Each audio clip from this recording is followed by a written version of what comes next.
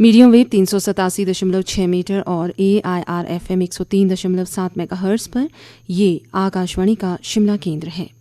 अब आप सुनेंगे विधानसभा चुनाव मतगणना एवं विश्लेषण पर विशेष परिचर्चा, जिसे आकाशवाणी के हमीरपुर और धर्मशाला केंद्रों के साथ साथ AIR FM शिमला पर भी सुना जा सकता है। नमस्कार। आकाशवाणी शिमला के समाचार एकांश द्वारा हिमाचल प्रदेश विधानसभा चुनाव 2022 के परिणामों पर आधारित विशेष परिचर्चा में आप सभी का स्वागत है। श्रोताओं, मैं रितेश कपूर, सहायक निदेशक समाचार, आप सभी का इस कार्यक्रम में स्वागत करता हूं। श्रोताओं, विधानसभा चुनाव 2022 के परिणामों पर आधारित इस विशेष परिचर्चा में आकाशवाणी स्टूडियोज़ में हमारे साथ मौजूद हैं वरिष्ठ पत्रकार और हिमाचल प्रदेश विश्वविद्यालय शिमला के पत्रकारिता व जनसंचार विभाग के प्रोफेसर शशिकांत शर्मा जी। हमारे साथ मौजूद हैं वरिष्ठ पत्रकार व दैनिक जागरण के ब्यूरो चीफ प्रकाश भारद्वाज जी और हिंदुस्तान समाचार न्यूज़ एजेंसी के राज्य प्रमुख सुनील कुमार शुक्ला जी। आप सभी का इस कार्यक्रम में, इस विशेष परिचर्चा में स्वागत है। प्रोफेसर शशिकांत जी, जिस तरह से हिमाचल प्रदेश में सत्ता परिवर्तन का रिवाज चलता आ रहा है, आज के अब तक के जो परिणामों के रुझान हम देख पा रहे हैं, तो हिमाचल प्रदेश में जिस तरह से कांग्रेस पार्टी अधिकतर सीटों पर बढ़त बनाए हुआ है और संभवतः वो परिणामों में, अंतिम परिणामों में भी परिवर्तित हो सकते हैं। जी। तो इससे लग रहा है कि प्रदेश में भारतीय जनता पार्टी का रिवाज बदलने का नारा काम नहीं आया है। बिल्कुल। जबकि वही चिर परिचित परंपरा जारी दिख रही है। आप इसे किस तरह से आंकलन करें? देखिए, बिल्कुल निश्चित तौर पर ये लगभग दिखाई दे रहा था। जिस तरह से 4 बाई इलेक्शन पहले हुए थे, एक लोकसभा का हुआ था और 3 विधानसभा के हुए थे, उसके बाद से जो कॉरपोरेशन 3 बनाई थी, सोलन, पालमपुर और मंडी, हिमाचल सरकार ने, जयराम सरकार ने, उसमें के उसके परिणाम भी, उसके चुनाव भी घोषित हुए थे और उसमें से भी पालमपुर और सोलन में कांग्रेस विजयी रही थी और मंडी में बड़े कम मार्जिन से, वहाँ पे अगर आप देखें तो बीजेपी ने वहाँ पे कॉरपोरेशन पे अपना अधिकार जमा लिया था। उसके अलावा जो छोटे मोटे चुनाव और हुए, जैसे हिमाचल विश्वविद्यालय कर्मचारी संघ के चुनाव, जिसमें कांग्रेस और भाजपा जो थी वो दोनों के नाम पर चुनाव लड़े जाते हैं, पैनल दिया जाता है कांग्रेस का और बीजेपी का, उसमें भी देखें तो आप काफ़ी बड़े अंतर से कांग्रेस के उम्मीदवार जीते थे। तो एक संकेत हिमाचल में पहले से आ रहा था कि मुश्किल तो है भाजपा के लिए फिर से रिपीट करना, और स्थिति ऐसी है। तो बाई इलेक्शन के बाद कोई ऐसी स्थिति भी पैदा नहीं हुई जिसके बाद हम कह सकें कि भाजपा ने कोई ऐसा कोई निर्णय लिया हो या फैसला लिया हो। उल्टा ओपीएस के मुद्दे पर भाजपा चुनाव में घिरती नजर आई, और ओपीएस का एक ऐसा मुद्दा, ओल्ड पेंशन स्कीम का ऐसा मुद्दा था इस बार के चुनाव में। 1993 के बाद अगर हम देखें, मुझे नहीं लगता कि किसी भी चुनाव में कोई ऐसा मुद्दा था जो मुखर होकर सामने आया हो और जिस पर के पूरा चुनाव केंद्रित हो गया हो, और कांग्रेस ने इसे ऐसा मुद्दा बनाया कि भाजपा बैकफुट पे ही नजर आई शुरू से। तो कुल मिलाकर भाजपा के, जैसा कि आप देखें, जो लुभावने वादे थे जिसमें उन्होंने स्कूटी देने की बात की थी या महिलाओं को 1500 रुपये देने की बात की थी प्रति माह, उस पर भी लोगों ने ज़्यादा तवज्जो नहीं दी। और अगर आप हिमाचल के इलेक्शनों पर नजर डालें तो पहले भी जब भाजपा हारी, एक बार आपको याद होगा धूमल सरकार के समय में इंडक्शन कुकर देने का वादा भाजपा ने किया था, उस बार भी भाजपा हारी। तो कुल मिला के आप कह सकते हो कि हिमाचल का मतदाता किसी प्रलोभन में आकर या किसी मुफ्त किसी स्कीम के सहारे पे किसी पार्टी का चुनाव नहीं करता है। और वो एक तरह से हर 5 साल बाद, क्योंकि छोटा प्रदेश है और छोटे प्रदेश में अब अपने एमएलए से, अपने मंत्री से, अपने मुख्यमंत्री से अपेक्षाएं बहुत ज़्यादा रहती हैं लोगों को। वही स्थिति हिमाचल में है कि आम आदमी समझता है कि उसके फ़ोन का जवाब, जैसे पहले मुख्यमंत्री जब वो सत्ता में नहीं थे तब देते थे, वो बाद में भी देते रहे। तो जब वो फ़ोन उठाना मुख्यमंत्री के लिए संभव नहीं है इतने लोगों का, तो वो एंटी इनकम्बेंसी जनरेट होती है। अगर आप देखें, तबादलों की राजनीति यहाँ चलती है और मुख्यमंत्री या सरकार में जो भी कर्मचारी रहते हैं उनका सबका ये रहता है कि अपनी इच्छा की पोस्टिंग वो चाहते हैं। तो अगर आप किसी एक की पोस्टिंग करते हैं, आप समझते हैं मैंने किसी का काम किया, लेकिन साथ में आप जिन लोगों की पोस्टिंग वहाँ नहीं कर पाते उन लोगों को आप नाराज़ कर लेते हो, तो एंटी इनकम्बेंसी वहाँ जनरेट होती है। और मुझे तो लगता है कि जो जिस तरह से अगर आप देखें, इन्होंने जो दूसरे भी जो लोक लुभावने काम जो दूसरे भी किए, या जो जिसको कहते हैं कि एक इन्होंने जैसे वो पब्लिक में जाके लोगों के साथ मिलने का प्रोग्राम रखा था, वो भी एंटी इनकम्बेंसी हिमाचल जैसी राज्यों में जनरेट करता है। जितना आप पब्लिक के संपर्क में जाएंगे और उनका काम जब आप नहीं करेंगे तो वो खुश होने की जगह आपसे नाराज होंगे। तो मुझे लगता है कि नौकरियां देने के मामले में आप आंकड़े दे सकते हो कि हमने इतने लोगों को नौकरियां दी, लेकिन जिनको नहीं दी वो ज़्यादा हैं। तो उस तरह की एंटी इनकम्बेंसी हर सरकार में यहाँ पैदा होती रही है। और आप अगर अंदाज़ा लगाएं 1998 में की स्थिति अगर आप याद करें, वीरभद्र सिंह ने उसमें पहली बार 4 साल बाद चुनाव कराने की घोषणा कर दी थी। उन्हें लगता था कि उनकी सरकार बहुत लोकप्रिय है और 4 साल बाद वो चुनाव जीतकर अगले 5 साल पक्के करना चाहते थे। और बीजेपी एक उसमें एक डिवाइडेड हाउस था, शांता कुमार और धूमल जी कोई नेता के तौर पर प्रमुखता से सामने नहीं थे और इस उम्मीद के साथ कांग्रेस चुनाव में गई थी कि वो 100% जीत रही है और भाजपा भी मान रही थी कि ये कांग्रेस की बारी है, कांग्रेस ही चुनाव जीतेगी। लेकिन फिर भी लोगों ने उसमें कांग्रेस को बहुमत नहीं दिया था।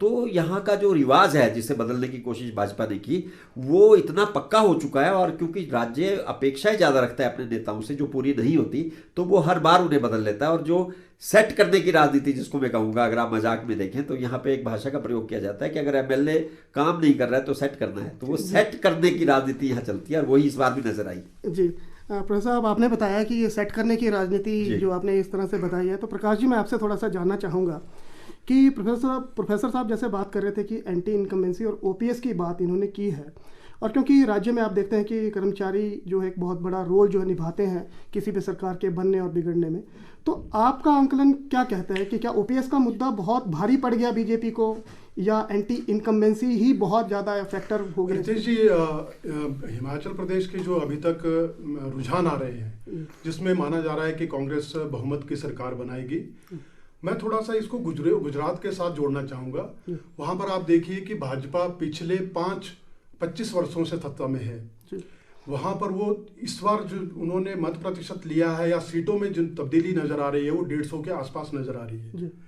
आप तुलना कीजिए हिमाचल में जो भाजपा की हारने की वजह नजर आ रही है, हिमाचल में सरकारी क्षेत्र के अलावा निजी क्षेत्र में रोजगार के साधन नहीं है। इस बात को राजनीतिक तौर पर राजनेता सभी लोग जानते हैं, और कर्मचारी जो है वो राजनीति को अपने स्तर पर ले जाना जानते हैं कि किस तरह से चुनावों को तब्दील किया जाए।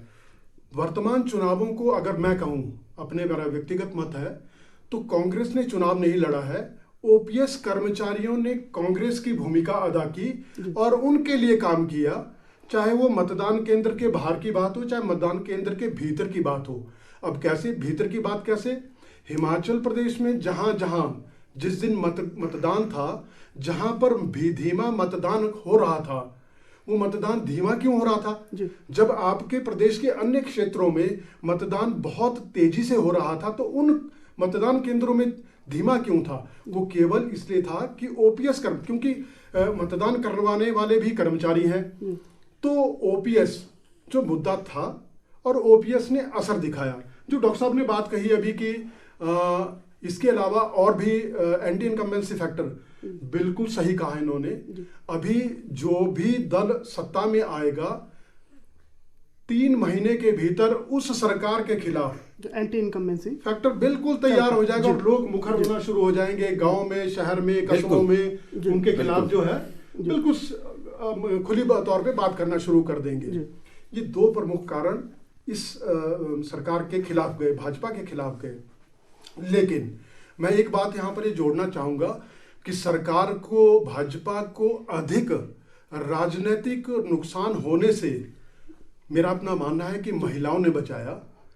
हाँ, महिलाओं का जो मत प्रतिशत बढ़ा है उस मत प्रतिशत को, क्योंकि महिलाओं ने मत प्रकट किया है तो उसका तो ये पता नहीं चल सकता कि किस महिला ने कांग्रेस को वोट दिया है, भाजपा को वोट दिया है।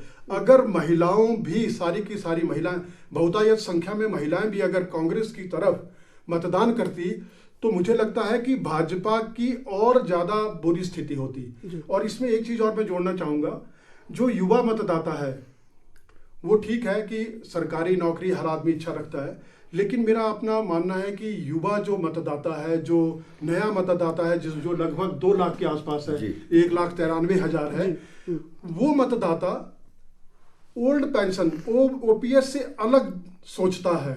मतलब ओपीएस तो अब देखिए कि गुजरात में भाजपा जीत रही है तो इसका मतलब कुछ और है, हिमाचल में अगर भाजपा हार रही है तो इसका मतलब यह है कि कर्मचारी एक जो दबाव की राजनीति बनाने का अपना एक रणनीति रखते हैं, लेकिन युवा मतदाता उससे भिन्न है। वो मानता है कि उसे अधिक वेतन चाहिए और वो रिस्क उठाना चाहता है। जीवन में और निजी क्षेत्र में रोजगार प्राप्त करना चाहता है। तो मेरे हिसाब से 2 मुद्दे जो थे वो भाजपा के खिलाफ थे और 2 मुद्दे जो है प्रमुखता से वो कांग्रेस के पक्ष में थे। जैसे युवाओं के मुद्दे जो है वो अलग तरह से होते हैं। हाँ, अलग तरह से हैं। और अगर बात की जाए तो हिमाचल प्रदेश में इतने शिक्षण संस्थान हैं, चाहे आप व्यावसायिक प्रोफेशनल कोर्सेज की बात लीजिए, डिग्री कॉलेजेस की बात लीजिए, ITI की बात लीजिए, तो ऐसा नहीं है कि सारे ITI करने के बाद सरकारी नौकरी ढूंढते हैं। बहुतेरे बच्चे ऐसे हैं जो युवा हैं, वो आपके स्वरोजगार की तरफ, स्वरोजगार दुबई में नौकरी कर रहे हैं, चाहे प्लम्बर का काम कर रहे हैं, चाहे कोई और काम कर रहे हैं,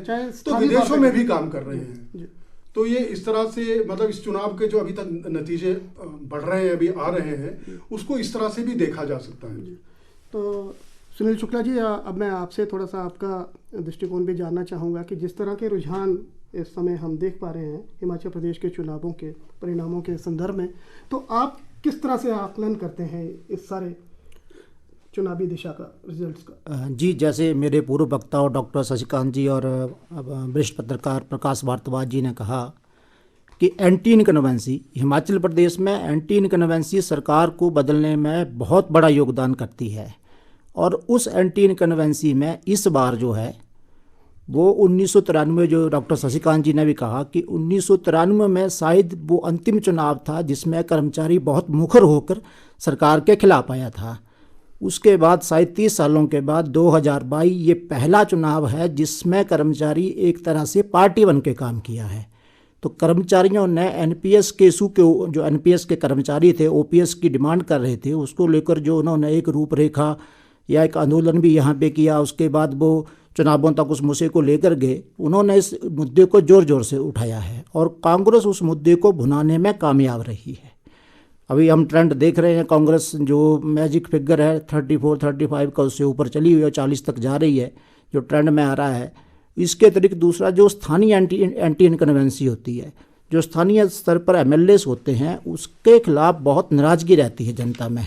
जैसे कि प्रकाश भारद्वाज जी ने कहा कि कोई MLA चुन के आता है तो 3 महीने में ही उसके खिलाफ एक एंटी इनकम्बेंसी खड़ी हो जाती है। तो यहाँ तो 5 साल का कार्यकाल था सरकार के पास, और उस 5 साल का एक आंकलन जो था वो करीब 6-8 महीने पहले एक बाई इलेक्शन हुआ, 4 बाई इलेक्शन हुए, तो उसमें एक ट्रेंड मिला था, वही ट्रेंड आगे कैरी फॉरवर्ड हो रहा है। तो ये सब मुद्दे थे। इन मुद्दों को लेकर जो एंटी इनकम्बेंसी MLAs के खिलाफ और OPS की डिमांड को लेकर ये एक बड़ा रोल रहा है इस चुनाव में। दूसरा, अगर हम इसका दूसरा पक्ष देखें तो अभी तक जो ट्रेंड आए हैं, भाजपा और कांग्रेस जो है वो करीब 1% के मत प्रतिशत से आगे पीछे चल रही है, लेकिन सीटों का डिफरेंट 10 बन रहा है। कांग्रेस जो है वो भी 43% 97 और भाजपा जो है वो 43% 10% इसके बीच चल रही है।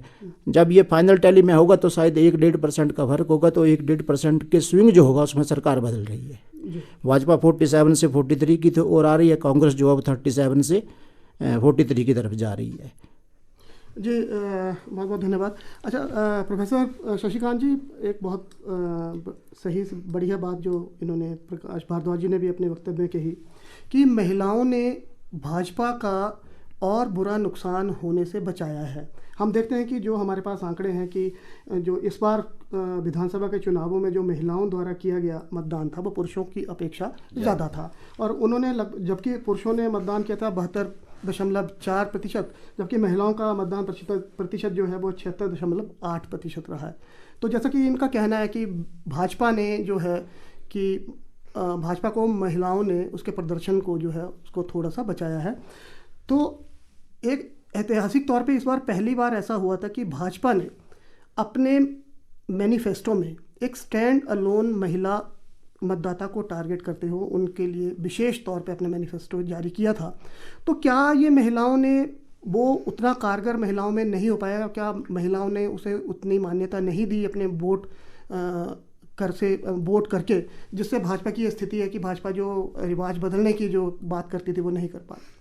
देखिए, बिल्कुल जैसे प्रकाश भारद्वाज जी ने भी कहा कि अंदाजा ये लगाया जा रहा है कि महिलाओं ने शायद भाजपा को वोट दिया है ज़्यादा संख्या में। उसका जो मुख्य कारण है, जिसकी वजह है, वो वजह ये मानी जाती थी आमतौर पर महिलाएं प्रधानमंत्री मोदी जी को पसंद करती हैं, व्यक्तिगत तौर पर पसंद करती हैं, और उसके 2-3 कारण हैं। एक तो भाजपा एक धार्मिक रूप से अगर कहें तो एक हिंदूवादी पार्टी है। और हिमाचल क्योंकि हिंदू बहुल क्षेत्र है, राम भगवान को मानने वाले लोग ज़्यादा हैं, तो जो अयोध्या में मंदिर बना या जिस तरह से पूजा अर्चना करते हुए आमतौर पर नरेंद्र मोदी दिखाई दे जाते हैं।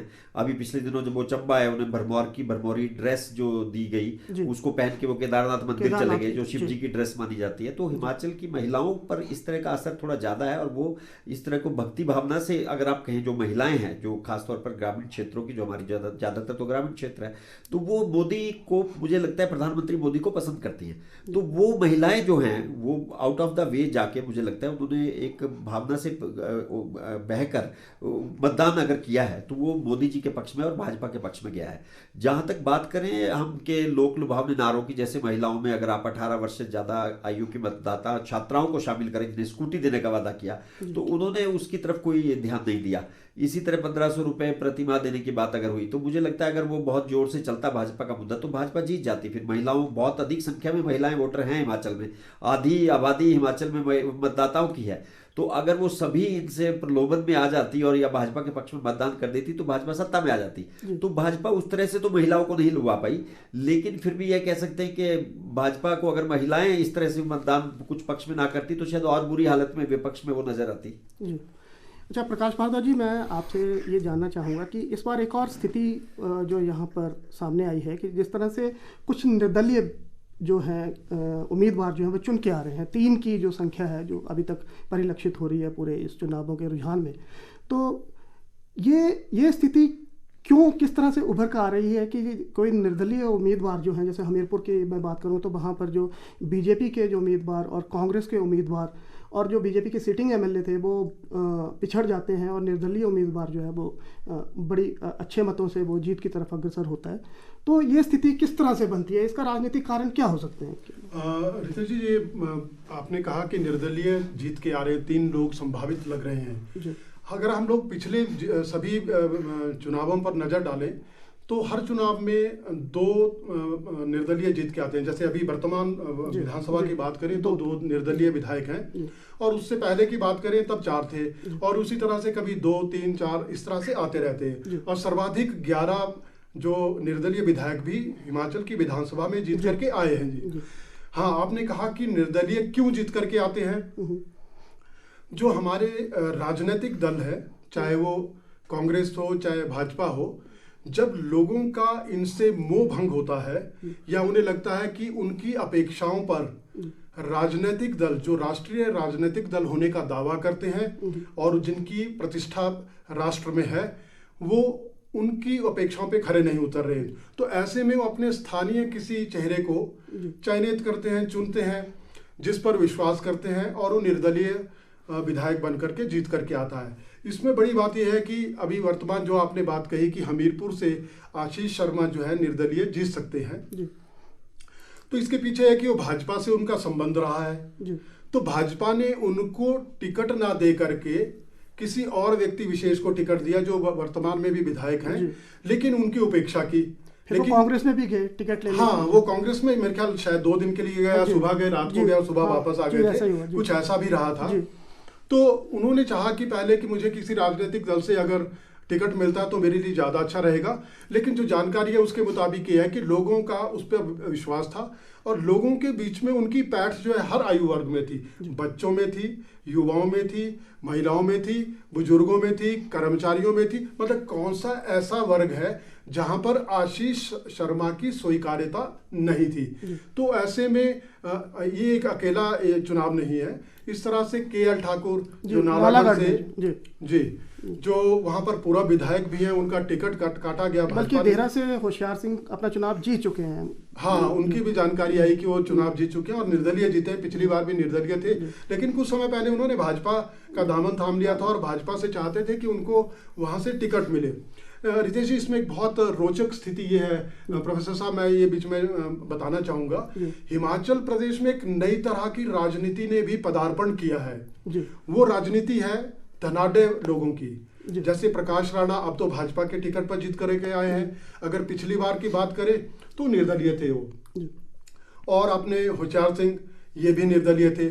जसवा परागपुर से एक व्यक्ति है कैप्टन संजय पराशर, भले ही वो चुनावों में कहीं अभी मतगणना में कहीं नजर नहीं आए, लेकिन मेरा ये मानना है कि आने वाले समय में हिमाचल की राजनीति अब एक अलग दिशा की तरफ जाएगी, धनाढ़ लोगों की। हाँ, उसके पीछे कारण है कि सरकार का दायित्व है, सत्ता में आने वाले हर राजनीतिक दल का दायित्व है सड़क बनाना, हॉस्पिटल बनाना, स्कूल खोलना, बच्चों को शिक्षा प्रदान करना, ये करना वो करना, सरकारी योजनाएं। लेकिन हर व्यक्ति चाहता है कि विधायक ने उसके लिए व्यक्तिगत तौर पर क्या किया, क्या लाभ पहुंचाया। तो ये तीन ऐसे स्वरूप हैं जो अभी अभी ताजा दिख रहे हैं, वर्तमान में दिख रहे हैं। हो सकता है कि आने वाले समय में ऐसे और लोग चेहरे भी नजर आए। एक उदाहरण के तौर पर अर्की विधानसभा क्षेत्र से एक नाम बहुत चर्चित रहा, राजेंद्र ठाकुर का, कि वो क्या करते थे कि अपने विधानसभा क्षेत्र के लोगों को हरिद्वार में जाकर के तीर्थ यात्रा करवाते थे, लेकिन उनके नाम की चर्चा इतनी थी अपने खर्चे पर। तो आप देखिए कि इसमें सरकार की योजनाओं का कोई जिक्र नहीं है, सरकार के पैसे का कोई मतलब नहीं है। तो राजेंद्र ठाकुर भी एक उसी दिशा का एक नाम जोड़ा जा सकता है। ये बहुत अच्छी बात प्रकाश भारद्वाज ने कही, बहुत बढ़िया, कि आजकल देखिए अगर आप चुनाव में जाएं तो व्यक्तिगत तौर पर लोग ये उम्मीद रखते हैं, जो मैंने भी कहा था, कि उनको लगता है कि हमारा फोन क्यों नहीं अब उठाते सीएम, या मेरा मंत्री क्यों नहीं उठाते।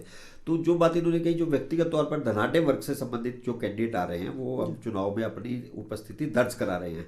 और एक बात और जो मैं आपको, जो प्रकाश भारद्वाज जी की बात से जुड़ी हुई मुझे लगती है कि सरकार जो प्रयास करती है वो कई बार ना उसके लिए मुझे लगता है विपरीत साबित होते हैं। जैसे कि एक जनमंच के कार्यक्रम सरकार ने शुरू किया और सरकार उसे एक उपलब्धि के तौर पर भी पेश करती रही, लेकिन मेरा व्यक्तिगत तौर पर मानना है कि जनमंच एक ऐसा मंच था जो सरकार के खिलाफ गया था। क्योंकि हुआ क्या कि जब आप जनता को आमंत्रित कर लेते हो पब्लिक फोरम पे और पब्लिक को बोलने का मौका मिलता है, तो एक तो आपके विरोधी भी आ सकते हैं, वो आके आपके खिलाफ वहां पे हवा बना सकते हैं। दूसरा, वहां पर जो लोग अपनी समस्याएं लेकर आते हैं उनकी अगर समस्याओं का समाधान नहीं होता तो वो एक एंटी इनकम्बेंसी पैदा करने की फैक्ट्री आप पैदा कर रहे हो।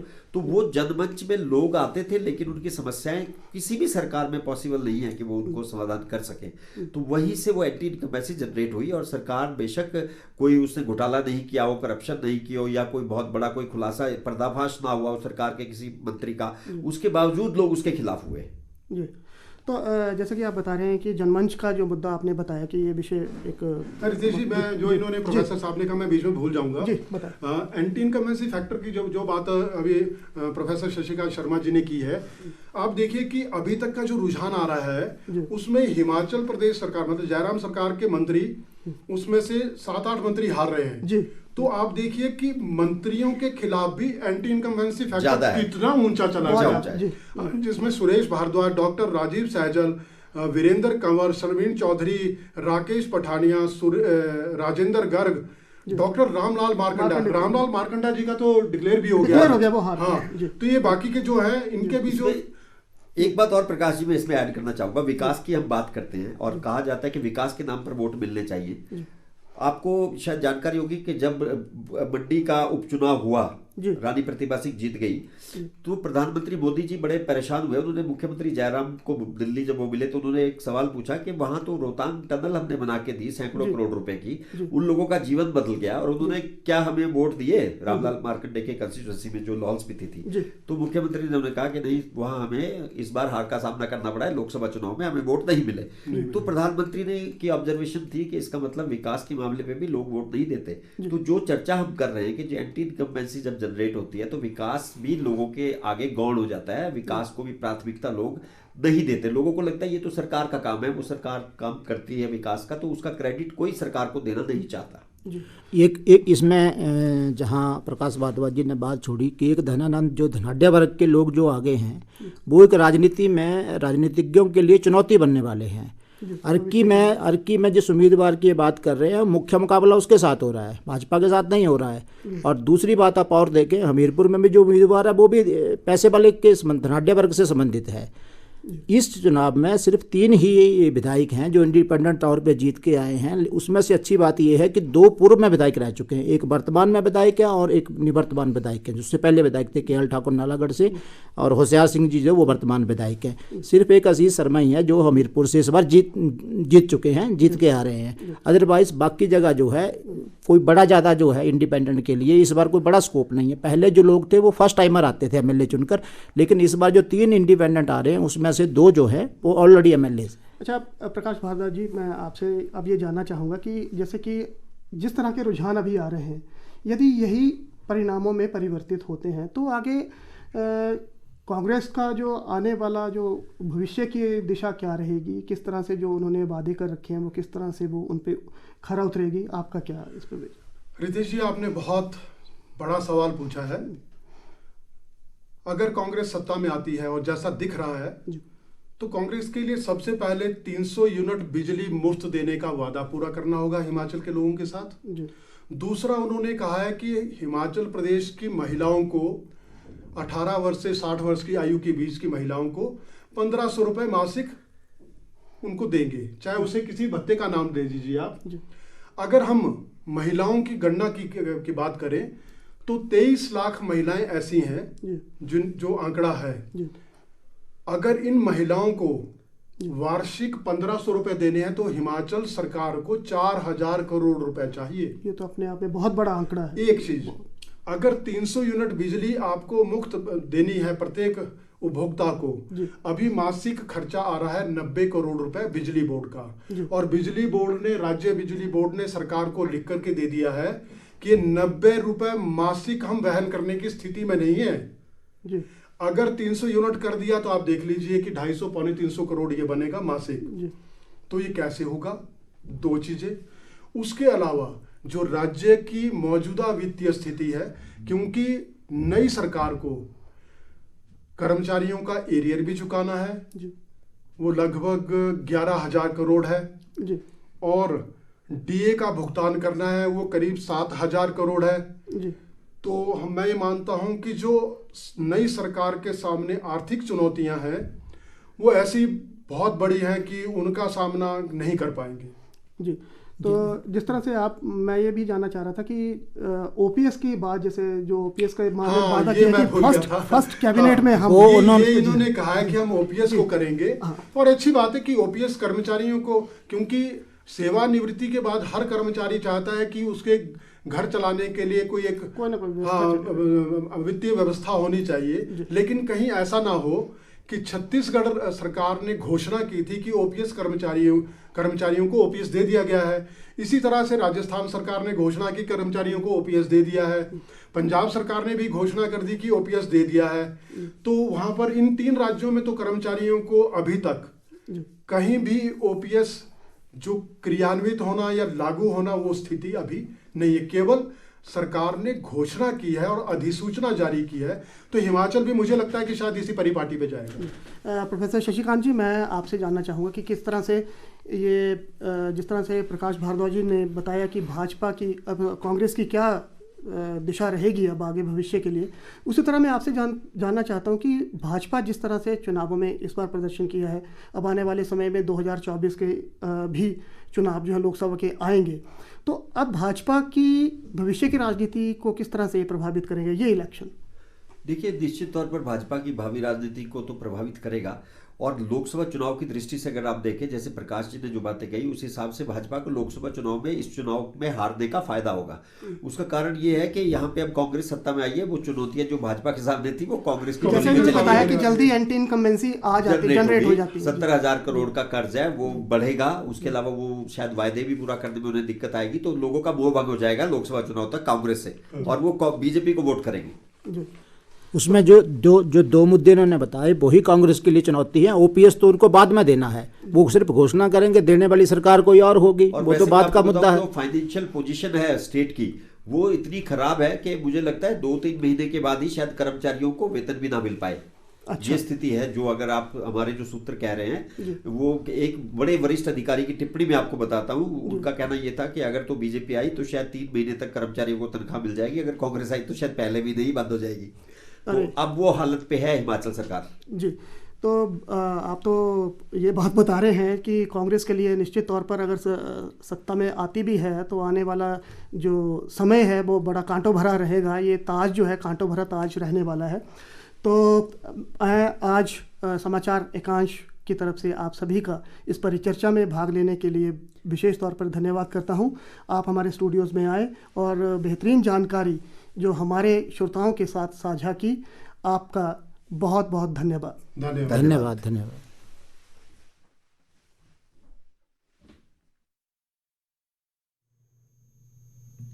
अभी आप सुन रहे थे विधानसभा चुनाव मतगणना एवं विश्लेषण